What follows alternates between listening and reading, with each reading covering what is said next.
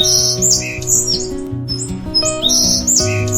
एक कुम्हार था। वो मिट्टी के बर्तन और दिए बनाकर बाजार में बेचता था। दिवाली के दिनों में उसकी अच्छी कमाई हो जाती थी। पर एक दिन मोहन जब दिए बेचने जा रहा था तो रास्ते में इसका एक्सीडेंट हुआ और उसकी रीढ़ की हड्डी में चोट आ गई। बेचारे गरीब लोगों के पास ऑपरेशन के लिए पैसे नहीं थे, इसलिए मोहन अब एक अपाहिज की जिंदगी ही बिता रहा था। उसकी पत्नी संगीता भी ये काम जानती थी, इसलिए उसने भी मिट्टी के घड़े और बर्तन बनाना शुरू कर दिया। दिवाली के दिनों में थोड़ी बहुत दिनों की बिक्री हो जाए, इसी आशा से संगीता रोजाना दिए बेचने निकलती है। धनतेरस के दिन संगीता सड़क के किनारे एक चादर बिछाकर उस पर बैठ जाती है और दिए बेचने लगती है। दिवाली के दिए ले लो बहन जी, आप भी ले लो भैया जी। सुनो जी, इससे लेने का कोई फायदा नहीं है, बेकार लग रहा है इसके दिए। वो सामने जो दुकान है ना, वहाँ से लेते हैं, उस पर कैंडल और शोपीस भी मिल रहे हैं। माँ, हमसे तो कोई भी दिए नहीं खरीदा। कोई बात नहीं बिटिया, अभी तो हम शाम तक यहाँ बैठे हैं, कोई ना कोई ग्राहक तो आ ही जाएगा। दिवाली का बाजार भीड़ से खचाखच भरा हुआ था। लोग निकलते बढ़ते संगीता की ओर देखते, पर उस बेचारी गरीब के दर्द को कोई नहीं समझ रहा था। सब बड़ी बड़ी दुकानों और स्टॉल से ही दिए खरीद रहे थे। संगीता खाली हाथ ही लौट आती है। अगले 2 दिन तक संगीता की कोई कमाई नहीं होती। संगीता चिंता में थी और इसी कारण उसे बुखार आ गया और उसकी तबीयत खराब हो गई। संगीता, क्या हुआ? सच तो दिवाली का त्योहार है, तू अभी तक उठी नहीं। तूने तो कहा था कि मुझे जल्दी उठा देना। पापा, माँ का बदन तो तप रहा है, लगता है माँ को बुखार है। क्या संगीता को बुखार है? हे ईश्वर, संगीता, ओ संगीता। पता नहीं, पूरा बदन दर्द कर रहा है और ठंड भी लग रही है।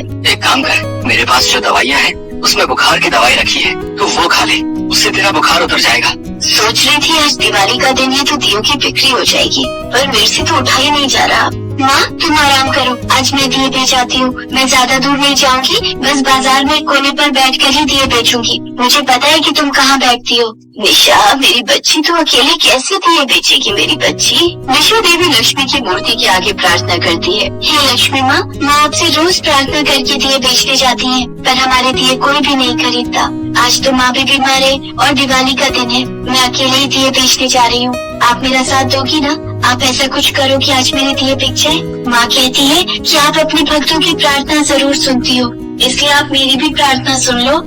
निशा माँ लक्ष्मी की मूर्ति के आगे प्रार्थना कर रही थी। उसे प्रार्थना करते देख संगीता और मोहन दोनों की आंखों में आंसू आ जाते हैं। आज भी दोनों लाचार थे। उनके पास माँ लक्ष्मी से प्रार्थना करने के सिवा कोई रास्ता नहीं था। निशा टोकरी में दिए रखकर बाजार में बेचने चली जाती है और बाजार के कोने पर बैठकर दिए बेचने लगती है। छोटे से बच्चे को देखकर कुछ देर के लिए लोग रुकते, पर फिर आगे बढ़ जाते। निशा बहुत मायूस थी, उदास थी।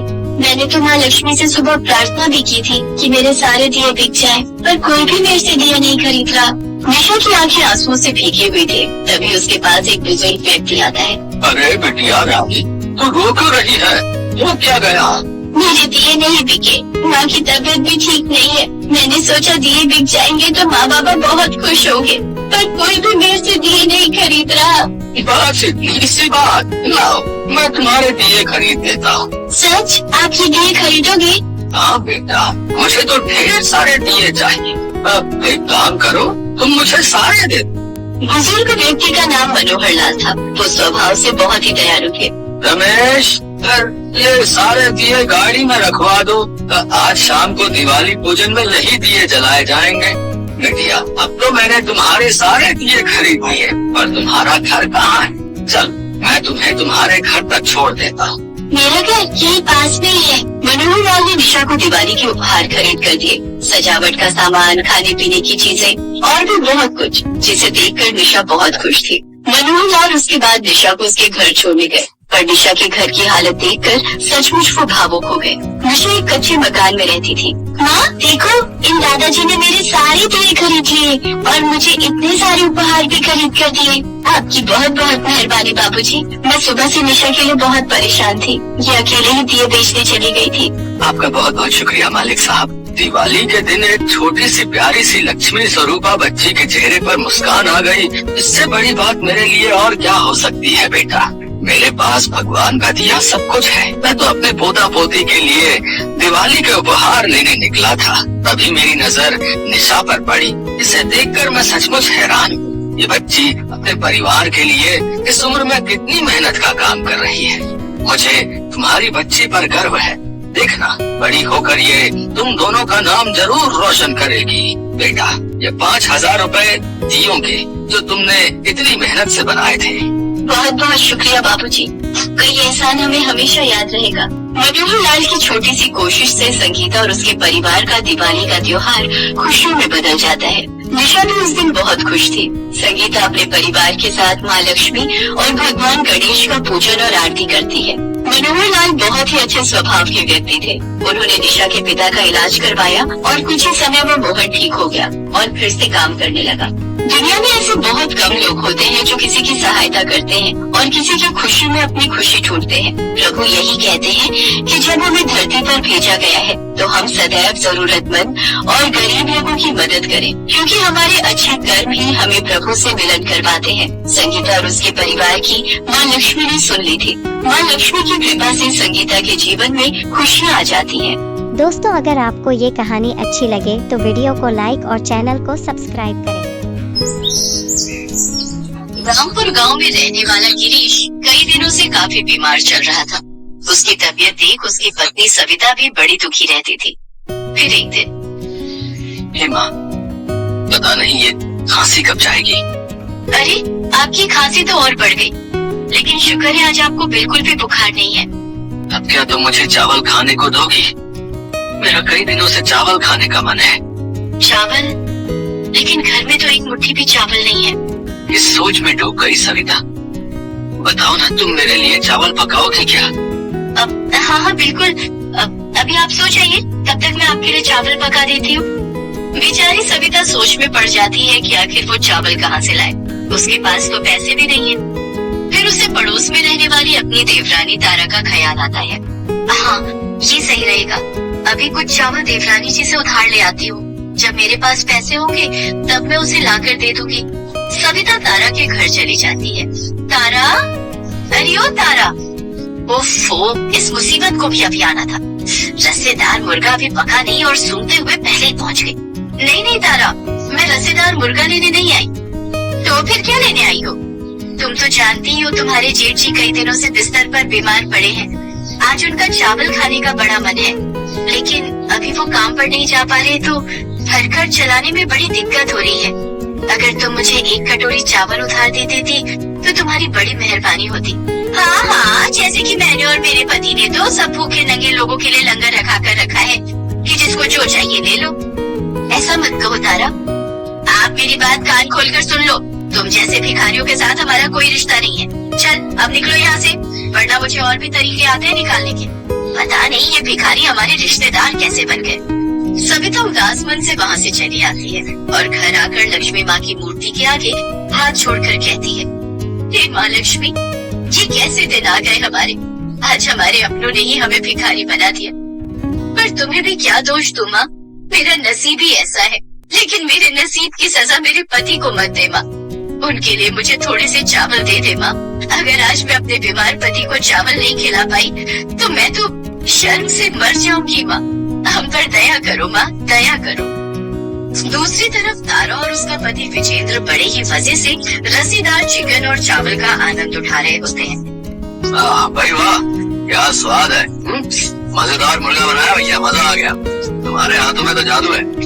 चलो इसी बात पर इनाम के तौर पर मैं तुम्हारे लिए सोने के कंगन बनवा दूंगा, ठीक है? आप कितने अच्छे हो जी। आपको पता है आज वो जेठानी मुझसे चावल मांगने आई थी। तो तुमने दे दिए क्या? अरे नहीं, पागल हो क्या जो मैं उसे चावल दूंगी। अगर आज दे दिया तो रोज ही कटोरा लेकर चली आएगी। बिल्कुल सही किया तुमने। भाग्यवान, तुम जितनी चालाक दिखती हो असल में उससे कहीं ज्यादा हो। सविता के कष्ट सुनकर लक्ष्मी माँ उसे दर्शन देती है और कहती है, सविता, मैंने तुम्हारे सारे कष्ट सुन लिए हैं। ये लो जादुई घड़ा। तुम जब भी इसको उल्टा करोगी तो इसमें से कुछ न कुछ जरूर पाओगी। लेकिन हाँ, ज्यादा लालच मत करना। तुम्हें इसमें से जितना चाहिए उतना ही तुम निकालना। ये कहकर लक्ष्मी माँ अंतर ध्यान हो जाती है। अरे क्या मैंने कोई सपना देखा या सच में? अरे ये क्या? ये तो वही जादुई घड़ा है जिसके बारे में लक्ष्मी माँ ने बताया था। इसके बाद सविता उस छोटे से जादुई घड़े को उल्टा करती है तो उसमें से छोटे छोटे सोने के सिक्के निकलते हैं। वो उन्हें लेकर गांव के सुनार के पास जाती है। काका, जरा आप देखेंगे कि ये क्या है? अरे ये तो छोटे छोटे सोने के सिक्के हैं, लेकिन ये तुम्हें कहाँ से मिली? बस समझ लीजिए कि ऊपर वाले की कृपा मुझ पर बरसी है। क्या आप इसके बदले मुझे थोड़े से पैसे दे देंगे चावल के लिए? पैसे? अरे इसके बदले मैं तुम्हें नोट देता हूँ, नोट। वो सुनार काका उसे कुछ रुपए देता है, जिनसे सविता दाल चावल खरीद कर घर ले जाती है और अपने पति के लिए दाल चावल पकाती है। खाने की खुशबू जब तारा के घर में आती है तो वो जाकर उसकी खिड़की से झांक कर देखती है। अरे अभी तो ये भिखारिन मुझसे चावल मांगने आई थी, अचानक इसे ये चावल कहाँ से मिले?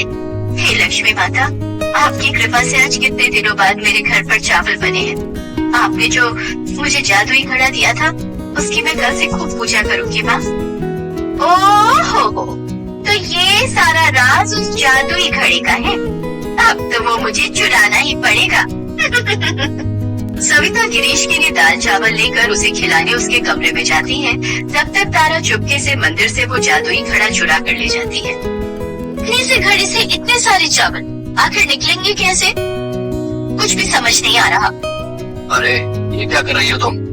अरे ये क्या देख रही हूँ मैं? इसमें से तो सोने के छोटे छोटे बिस्कुट निकल रहे हैं। अरे सचमुच के सोने के बिस्कुट हैं। हमारे तो नसीब खुल गए। आखिर ये लाई कहाँ से? तुम्हारे भाई के घर से चुरा कर लाई हूँ ये जादुई घड़ा, जो उनको लक्ष्मी माँ ने दिया है।